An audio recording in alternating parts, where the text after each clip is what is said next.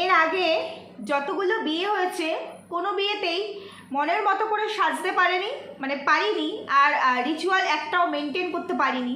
সেই জন্য আমি আবার এই বিয়েটাতে মনের সমস্ত ইচ্ছেগুলো পূরণ করে নিলাম। হ্যাঁ, তোমরা নিশ্চয়ই আমার টাইটেল আর থাম্বনেল দেখেই এসেছো, বুঝতেই পেরেছো আমি সুস্মিতাকে নিয়েই কথা বলছি।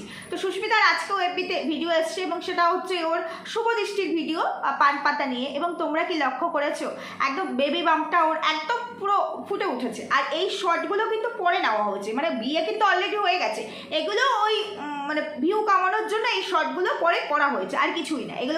এগুলো করেই যে বিয়েটা হয়েছে এরকমটা ভেবো না, বিয়ে অলরেডি হয়ে গেছে, তারপরে এই শর্টগুলো নেওয়া হয়েছে।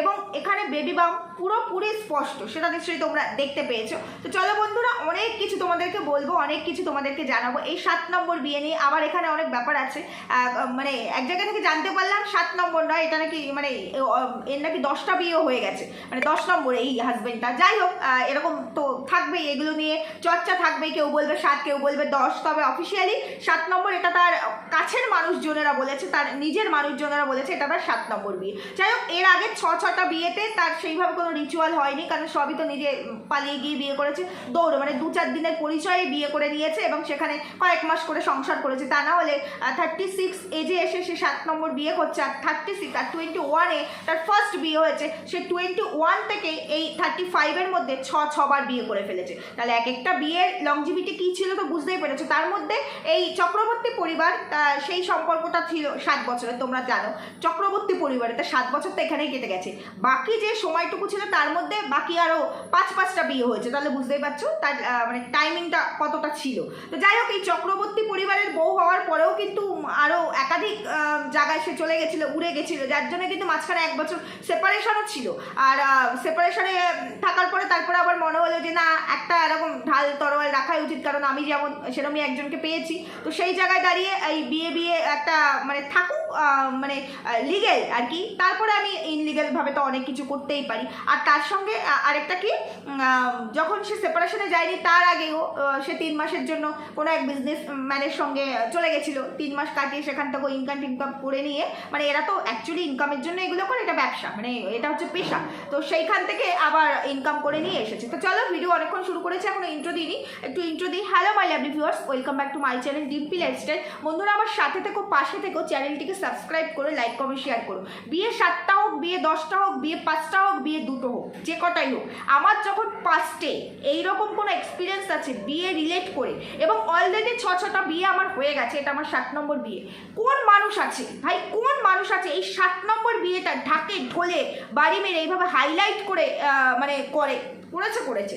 যতটা হাইলাইট করেছে তার থেকে অনেক বেশি শো অফ হচ্ছে সোশ্যাল মিডিয়ায়, এফবিতে অনেক বেশি, মানে ভিডিওর ওপরে ভিডিও এসেই যাচ্ছে। কি প্রমাণ করতে চাইছে? এই প্রমাণটা দেখবো, 20 বছর সংসারটা কাটিয়ে নিক, তারপরে না এই প্রমাণটা দেখবো। 7 বছরের সংসার জীবনের প্রমাণ তো দেখলাম, এবার 20 বছর এটা কাটা, তারপরে দেখবো। তো তা এ কি প্রমাণ করতে চাইছে আমি বুঝলাম না। বিয়ে তো হয়ে গেছে, সেই বিয়ে নিয়ে অনেক ইন্টারভিউ সেই এরা নিজেরাই বলে এবার তোমরা থামো না। এটা ঠিক যে ওর নিজস্ব আইডি থেকে ও এগুলোকে পোস্ট করছে, তা ওর এই পোস্টটা ঘিরেই তো এত সমস্যা, যে কমপ্লিকেশন ওরাই তৈরি করেছে। তাহলে সেই কমপ্লিকেশনটাকে যদি আবার ইন্টারন্যাশনাল প্ল্যাটফর্মে এইভাবে বিক্রি করে, তাহলে মানুষ সেগুলো দেখবে না, মানুষ সেটা নিয়ে কথা বলবে না। এটা হয় আমি আজকে 5000 লোকের মাঝখানে এমন কোনো কিছু করলাম, সেই 5000 লোক দেখে আমার অন্যায়টাকে অন্যায় বলবে না, তারা মুখ বন্ধ করে চলে যাবে। 5000 লোক তো সেটা করবে না, 4500 লোক যদি বেরিয়েও যায়, 500 লোক কিন্তু কথা বলবে, তো বলবে না। তো সেই জায়গায় এরকম একটা প্ল্যাটফর্মে যদি দিতে পারে, তাহলে আমরা কথা বলতে পারি না। অনেকের অনেক প্রশ্ন, অনেক মানুষ অনেক কিছু বলে গেছে, কমেন্ট করে গেছে আমাকে কালকের করা ভিডিওটা ধরে। তো সেখানে অনেকেই বলেছে আমি নাকি খুব নোংরা, আমি কি দেখেছি ও বেড শেয়ার করেছে? আমি দেখিনি, কিন্তু এরা জানে, এদের সাথে সুস্মিতার খুব ভালো সম্পর্ক।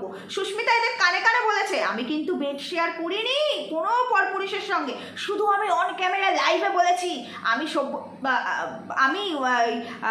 চক্রবর্তী পরিবারের জন্য বেড শেয়ার করতে বাধ্য হয়েছি, আমার প্রডিউসারের সঙ্গে সম্পর্ক ছিল, আমার এটা 4 নম্বর বিয়ে, আমি শুধু চুপি বলেছি। সেটা কি কোনো ভিউয়ার্সরা শুনেছে? তাহলে কেন বলছে? এরা কারা ভাই? এরা কোথা থেকে আসে ভাই? कैसे লোক रहता है इधर पे, তাই না? ভাবতেই পারছি না কি টাইপের মানুষ। সব জানে বোঝে, তারপরেও কি জেনে বুঝেও কি ইচ্ছাকৃত এগুলো করে নাকি জানেই না। প্রথম আমার ভিডিওটা দেখেই সবটা জানলো, আমি বুঝতে পারি না যে নিজের মুখে বলছে একদিন আমি এই নিয়ে আমার নম্বর বিয়ে, পরের দিন বলছে আমার 4 নম্বর বিয়ে, তার শ্বশুরবাড়ির তরফ থেকে জানানো হচ্ছে এটা তার 7 নম্বর বিয়ে, তার নিজের বান্ধবী বলছে এটা তার 7 নম্বর বিয়ে, এবং অফিসিয়ালি যেটা আমার জানা এর বাইরে হয়তো আরও 3-4টে বিয়ে করেছে। এবং শুধু সেই নয়, আরও অন্য জায়গা থেকে বেরিয়ে আসছে স্পট বয়, ড্রাইভার, স্ক্রিপ্ট রাইটার, কেউ এর হাত থেকে রেহাই পায় না। মানে সবার সাথে ইন্টিমেট এ হবেই, আর সব জায়গায় ইন্টিমেট হওয়ার একটাই রিজন মাল্লু। তা নাহলে কে এখন সে এই সংস্থার একজন বড় মানে পোস্টে আছে, এই সংস্থাটাকে AR এর এখন প্রেজেন্ট হাজব্যান্ড মিলে দাঁড় করিয়েছে, একটা কোম্পানি নাম দিয়েছে, বেশ ভালো আর্নিং আছে। এর আগে বিগত 1 বছর আগেও এত টাকা কোথা থেকে পেয়েছে যে সেখানে সে এত কিছু করেছে? কোথা থেকে? না এর কোনো সেরকম কোনো টেলিজগতে রেপুটেশন আছে, গুডউইল আছে, না কোনো সেরকম কাজ করেছে, অভিনয় করেছে। কি করেছে? ব্যবসায়ী তো সে এখন এতগুলো 35 বছর বয়স পর্যন্ত কি করেছে?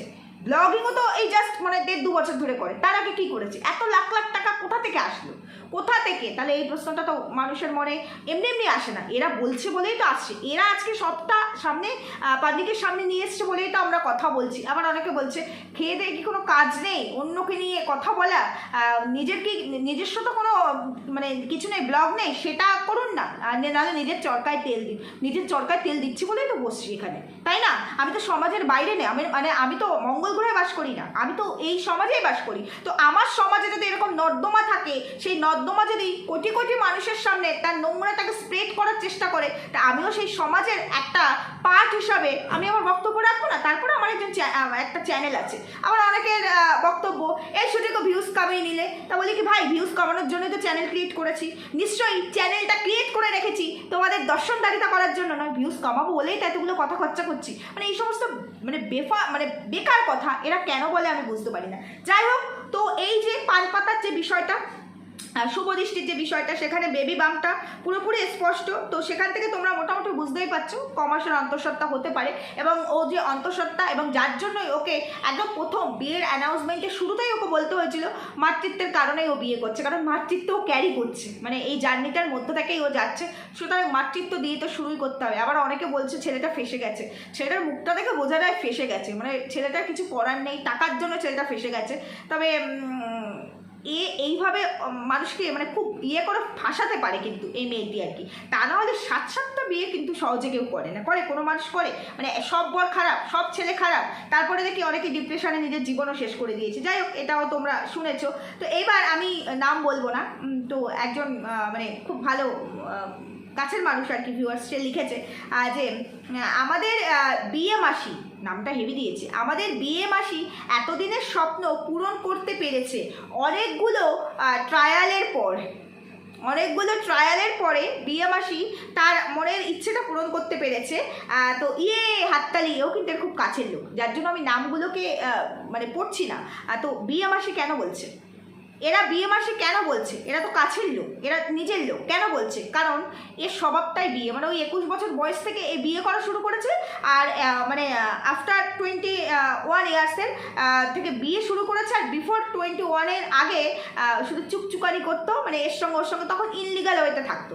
এটাই হচ্ছে অ্যাকচুয়ালি ক্যারেক্টার। তা না হলে তোমরাই বলো না 7 নম্বর বিয়েটা কেউ এইভাবে করে? হ্যাঁ, আমি সংসার ভালোবাসি, যেমন আমাদের একজন টলি অভিনেত্রী আছে যার 3 নম্বর বিয়েটাও ভেঙে গেছে, নাম নেবো না, কারণ নাম নিলে তো তোমরা জানো অনেক কিছু হয় এখন, মানে এরা যারা নোংরা তারাই বেশি ফোর্স করে, এবং তারাই নাকি অনেক কেস অনেক কিছু করতে পারে, এরা ভাবে এদের অনেক পাওয়ার। যাই হোক, বাদ দাও। তো তার 3 নম্বর বিয়েটাও টেকেনি, এবং সে তার বক্তব্য সে সংসারকে খুব ভালোবাসে, আর তার 3 নম্বর বিয়ে ডিভোর্সের আগে সে অন্য আরেকজনের সাথে অ্যাফেয়ার্সে লিপ্ত হয়েছে। মানে এরা হচ্ছে গিয়ে এদের ছাড়ার আগে একটা সম্পর্ক তৈরি হয়, তারপরেই এরা ছাড়ে। তো সেখানে তবু আমাদের সেই টলি অভিনেত্রী 3 নম্বর বিয়েটা ভেঙে যাওয়ার পর এখনো পর্যন্ত আর কিছু আসেনি, মানে ওই সম্পর্ক আছে এই অবধি এসছে, আর কিন্তু বিয়েটা করেনি ভালো করে। সে তো বেশ বড় মাপের আর কি অভিনেত্রী, তার যথেষ্ট অর্থ আছে, কিন্তু ইনি 7 নম্বর বিয়েটা এইভাবে হাইলাইট করে করলো 36 ইয়ার্সে, তাই না? মানে এর আগে 6টা বিয়ে এ মনের ইচ্ছে পূরণ করতে পারেনি। তো সেই কারণে তোমাদেরকে আমি কালকের ভিডিওতেই বলেছি যে আমাদের এই সুস্মিতা দেবীর বান্ধবী, কাছের বান্ধবী, ছোটোবেলার বান্ধবী কি জানিয়েছে তোমাদেরকে আমি কালকেই বলেছি, যে সে নিজের মুখে জানিয়েছে যে এটা তার 7 নম্বর বিয়ে, মানে তার জানা 7 নম্বর বিয়ে। এর বাইরেও আরও সে হয়তো 3-4টে বিয়ে করতে পারে। শুধু তাই নয়, এছাড়া বহু মানুষের সঙ্গে এর রিলেশান ছিল, ইন্টিমেট রিলেশান ছিল। তো এই যেগুলো এর কাছের লোকেরা বলছে এরা নিজেরা অন ক্যামেরা বলছে, আমি তো সেইগুলোই আমার মুখ থেকে বলছি। আচ্ছা তোমরা যারা বলছো কাজ নেই, তাদেরকে আমি একটা প্রশ্ন করতে চাই, এই যে সুস্মিতা, কোনোদিনও কি আমাদের কন্টেন্ট ছিল না? এদেরকে নিয়ে কন্টেন্ট করতে হয়েছে না? এদের নিয়ে কথা বলেছি আমরা? তো এদের পার্সোনাল লাইফ কেউ জানিই না। পার্সোনাল লাইফটাকে পাবলিক কারা করলো? এরা নিজেদের লাইফটাকে নিজেরাই পাবলিক করলো। আমাদেরকে নিয়ে তো কেউ কথা বলতে পারে না, আমাদের পার্সোনাল লাইফ নিয়ে তো কেউ কথা বলতে পারে না। পারে তোমাদের ক্যামেরার ওপারে তোমরা যারা আছো তাদের পার্সোনাল লাইফ নিয়ে, কারণ আমরা এসব নিয়ে কোথাও ডিসকাস করি না, ওটা আমাদের চার দেওয়ালের মধ্যে, তাই না? কিন্তু এরা কি করে তারপরে এই ধরনের নোংরামি? আমরা তো এগুলো মানে 100 জন্মও বোধহয় ভাবতে পারি না। ভাবতে পারি একটা মেয়ে এতটাই অনেস্ট, আমি চক্রবর্তী পরিবারকে অনেস্ট বলছি না, কারণ তাদের যা কার্মা বেরোনোর, যা তাদের কার্তুজ সব তো বেরিয়েই গেছে, সবটাই বেরিয়ে গেছে। তো ওটা এখন সাইড, ওটা এখন পাস্ট। ওখান থেকে বেরিয়ে এসেই তো সুস্মিতা দেবী এই কাজগুলো করছে। কিন্তু উনি কতটা ভদ্র, উনি কতটা ভালো, যার জন্যই এই চক্রবর্তী পরিবারের বড় ছেলেটিও একে আর কি বউ হিসাবে বেছেছেন, আর ইনিও চক্রবর্তী পরিবারের বড় ছেলেটিকে ঢাল হিসাবে বেছেছেন। কারণ জানে যে এই একটা একমাত্র ছেলে যাকে মানে শিখণ্ডী করে যে সে থাকলো লিগ্যাল ওয়েতে। এবার আমি প্রচুর পুরুষ মানুষের সঙ্গে আমার মানে ইচ্ছেটা পূরণ করতে পারবো, আমার ইনকামের জায়গাটাকে আমি নিয়ে আসতে পারবো, আমি লাখ লাখ টাকা খাওয়াতে পারবো। আর এর মানে ফার্স্ট যে হাজব্যান্ড মানে চক্রবর্তী পরিবারের যে ছেলেটি, সেও ভাবলো আমিও তো এই টাইপেরই, মানে আমার ফ্যান্টাসি আছে প্রচুর মেয়েদের সাথে আমি মানে বেড শেয়ার করবো, এটা আমার ফ্যান্টাসি। তো সেটাও একমাত্র, কোনো মেয়ে তো এগুলো মানবে না, কোনো মেয়ে মানবে না, কোনো পাগলও মানবে না, তো একমাত্র এই দেবীই মানবে। তাহলে এর সঙ্গেই থেকে যাই। তাহলে এরা কেন ছেলে মেয়ে চাইবে? কি কারণে চাইবে ছেলে মেয়ে? আজকে এই মাতৃত্ব নিয়ে এত কথা, আগে ছটা হাজব্যান্ড, চক্রবর্তী পরিবারের ছেলেটি খারাপ, প্রথম হাজব্যান্ড খারাপ এর কথায়, মাঝখানে যে 4টে গেছে, কোনো জায়গা থেকে এ নাকি মাতৃত্বের স্বাদ পেতে পারেনি, আর এখন মাতৃত্বের স্বাদ নিয়ে বিয়ে করছে। এই কথাগুলো তো আমরা বলছি না, এরা তো নিজেরাই বলছে। তারপরে তো আমাদেরকে বলতে হচ্ছে যে কিনা নিজে অন ক্যামেরা অন লাইভ বলছে যে আমি আমার হাজব্যান্ডকে এত ভালোবাসি, এত ইনোসেন্ট ছিলাম, যার জন্য আমার হাজব্যান্ড বলেছে ল্যাপটপ আর ফোনের দরকার, তুমি এর সঙ্গে গিয়ে নাইট স্টে করে আসো। আমি করেছি। আবার আরেকদিকে এর উল্টো দিকে এর ফার্স্ট হাজব্যান্ড বলছে যে 3 মাসের জন্য পয়সার জন্য আর কি একজন বড় ব্যবসায়ীর হাত ধরে বেরিয়ে গেছে, 3 মাস পরে টাকা পয়সা কামিয়ে নিয়ে চলে এসেছে। আমরা বলছি, আর সেটা তো এ একবারও বলেনি, মিথ্যে কথা বলছে। অথচ আইন আদালত করবে না, অথচ এরা কেউ আইন আদালত করবে না। কারণ আইন আদালত করবে কোথা থেকে? দুজনেরই তো মানে ফাঁক অনেক বড় বড়, তাহলে আইন আদালত করলে তো দুটোই ফাঁকের মধ্যে পড়ে যাবে। আইন আদালত তো এদের কেসটা নেবে না, নেবে কি? তাহলে কি করে? তাই জন্যই বলতে পারছে। নাহলে আমি যখন জাস্টিস চাইছি, আমার বিরুদ্ধে অন্যায় করা হচ্ছে, তাহলে জাস্টিস যখন চাইছি, জাস্টিসের জায়গায় গিয়ে চাইবো। অন ক্যামেরা আমি আমার ক্যারেক্টার বিক্রি করে পয়সা কামালাম, কিন্তু আমি যেখানে আমি বিচার পাবো সেখানে যাবো না। এখানে তো বিচার পাবো না, এখানে ইনকাম হবে। এখানে আমরা সবাই কন্টেন্ট ক্রিয়েটার, কন্টেন্ট দিই, কিন্তু আমার এখানেই বলতে হবে আমি তো বিচার চাইতে আসিনি, আমি ইনকাম করতে এসেছি। যেই ইনকাম থেকে আমি 20 লাখ টাকা দিয়েছি কোম্পানি তৈরি করার জন্য, যেই ইনকাম থেকে 16 লাখ টাকার ইএমআই দিয়েছি, এবং সেই মানে ডাউন পেমেন্ট করেছি ফ্ল্যাটের, এবং সেই ফ্ল্যাটটা আমি আমার ফার্স্ট হাজব্যান্ডকে ছেড়ে দিয়েছি। ও কোথায় থাকবে? কত উদার, তাই না?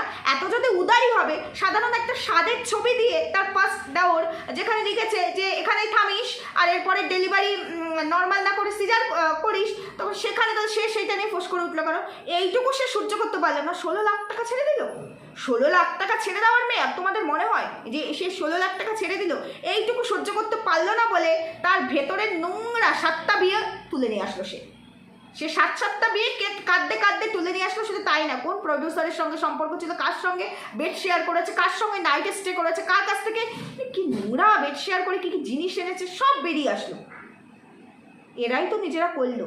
তাহলে তোমাদের কি তাই মনে হয় যে কেন মানে ফ্রিতে যদি আমি ইনকাম করি, ফ্রিতে মানে খাটতে হবে না, কষ্ট করতে হবে না, ফ্রিতে বসে বসে, তাহলে দেখবে সেই টাকাটা জলের মতো মানে বেরিয়ে গেলেও আমার কিন্তু গায়ে লাগবে না। কিন্তু খেতে যদি আমি ইনকাম করি, সেখান থেকে 1 টাকা যদি এদিক থেকে ওদিক হয়, আমার কিন্তু প্রচণ্ড কষ্ট হবে। আমি কিন্তু সেই হিসাবটা পুরো সুদে আসলে নেওয়ার চেষ্টা করবো, আমার ওই 1 টাকা কোথায় গেল।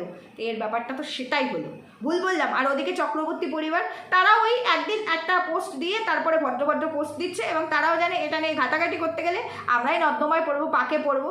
যাক, দুতরফেই কামানো কামানো হয়ে গেছে, কামানো এটা এদের দুজনের তরফে একটা ডিল ছিল, কারণ এরা তো ইনকাম ছাড়া কিছুই বোঝে না, তোমরাই জানো। তো সেইখানে আমাদের কামানো টামানো হয়ে গেছে, এখন আমরা চুপ করে যাই, এখন আমরা ভদ্র ভিডিও দিই, আর এই প্রসঙ্গে একটা কথাও বলবো না। তা না হলে যে নির্দোষ তাকে নিয়ে যদি দিনের পর দিন এই ধরনের এলিগেশন, এই ধরনের, দেখো সব সহ্য করা যায়, ক্যারেক্টার নিয়ে কিন্তু সহ্য করা যায় না, এই ধরনের এলিগেশন দু তরফের কথাই বলছি, সেটা চক্রবর্তী পরিবারের ছেলে হোক বা সুস্মিতা হোক, এরকম এলিগেশন যদি আসে আমরা কিন্তু সহ্য করতে পারবো না। আমরা ওই বড় মাপের নই, আমাদের ওই অর্থ নেই, মানে এদের মতো আর কি, তাও আমরা সহ্য করতে পারবো না। আমরা কিন্তু এর এগেনস্টে রুখে দাঁড়াবো এবং যা যা করার করবো আমাদের ক্যাপাসিটি অনুযায়ী।